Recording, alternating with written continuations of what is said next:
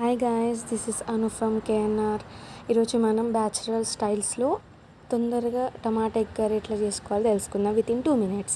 చలో రెడీ. మనం tomatoes cut చేసుకోవాలి, ఆనియన్ అండ్ పచ్చిమిరపకాయ రెడీ చేసుకోవాలి, కట్ చేసుకోవాలి. నెక్స్ట్ అల్లం వెల్లిపాయ కూడా రెడీ చేసుకోవాలి.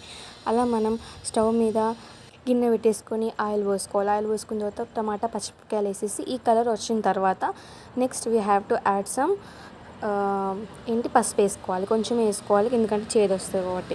పసుపు వేసేసి ఈ కలర్ వచ్చిన తర్వాత నెక్స్ట్ టమాటాలు అండ్ అల్లం వెల్లిపాయ పేస్ట్ వేసుకోవాలి. టమాటాస్ చిన్నగా కట్ చేసుకుంటే బెటర్. అప్పట్లోకి మనం రైస్ కూడా పెట్టేసుకుందాం.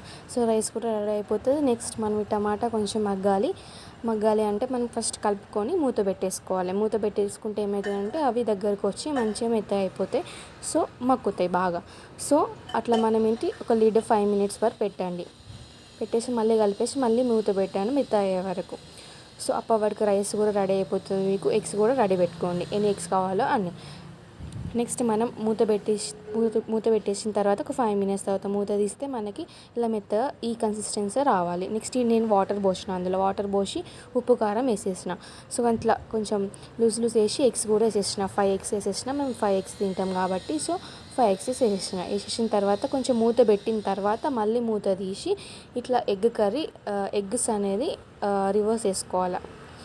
ఉడకడానికి మళ్ళీ రివర్స్ వేసుకొని అక్కడ కూడా ఉడకబెట్టుకోవాలి ఇంకా కూడా.